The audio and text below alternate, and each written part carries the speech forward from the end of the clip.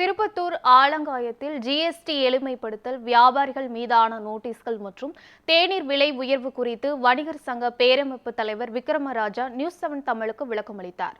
திருப்பத்தூர் மாவட்டம் வாணியம்பாடி அருகே ஆலங்காயத்தில் நடைபெற்ற நிகழ்ச்சியில் பங்கேற்க வந்த வணிகர் சங்க பேரமைப்பு மாநில தலைவர் விக்ரமராஜாவுக்கு செண்டமேளம், மான் ஆட்டம், மயிலாட்டம் உள்ளிட்ட பாரம்பரிய கலை நிகழ்வுகளால் பிரம்மாண்ட வரவேற்பு அளிக்கப்பட்டது. இந்நிகழ்வில் நியூஸ்7 தமிழுக்கு வழங்கிய பேட்டியில் ஜிஎஸ்டி 4 கட்டத்தில் இருந்து 2 கட்டமாக குறைக்கப்பட்டதை வரவேற்பதாகவும், வியாபாரிகளை குற்றவாளிகளாக நடத்தாத வகையில் சட்டங்களை எளிமைப்படுத்த வேண்டும் எனவும் அவர் தெரிவித்தார். 2017 முதல் ஆயிரக்கணக்கான நோட்டீஸ்கள் வியாபாரிகளை பதட்டத்தில் ஆழ்த்தியுள்ளதாக கூறிய அவர், கார்ப்பரேட் ஆன்லைன் வியாபாரத்தில் இருந்து பாதுகாக்க சட்டம் அவசியம் என்றார்.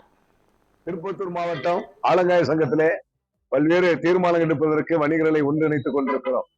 குறிப்பாக ஜிஎஸ்டி வரி குறிப்பு 4 கட்டங்களாக இருந்து 2 கட்டங்களாக குறைக்கப்பட்டிருக்கிறது. அதை தமிழ்நாடு வணிக சங்க பேரமைப்பு வரவேற்கிறது. அதே வேளையிலே அதில் சட்ட பிரச்சனைகள், சாமானிய வியாபாரிகள் அன்றாடு பாதிக்கப்படக்கூடிய வகையில் ஜிஎஸ்டி வரி விகிதத்தை குறைத்தது போன்று சட்டத்தை எளிமைப்படுத்தி சாமானிய வணிகர்களில் வாழ்விப்பதற்கு ஒரு அவதானம் இல்லாத நிலையை உருவாக்கிட வேண்டும். அதே போன்று வியாபாரிகளை குற்றவாளிகளாக நிறுத்தக்கூடாது என்பதை தமிழ்நாடு வணிகர் பேரமைப்பு வலியுறுத்துகிறது.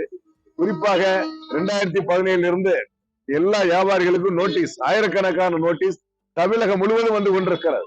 வியாபாரிகள் கடுமையான கொதிப்பில் இருந்து கொண்டிருக்கிறார்கள்.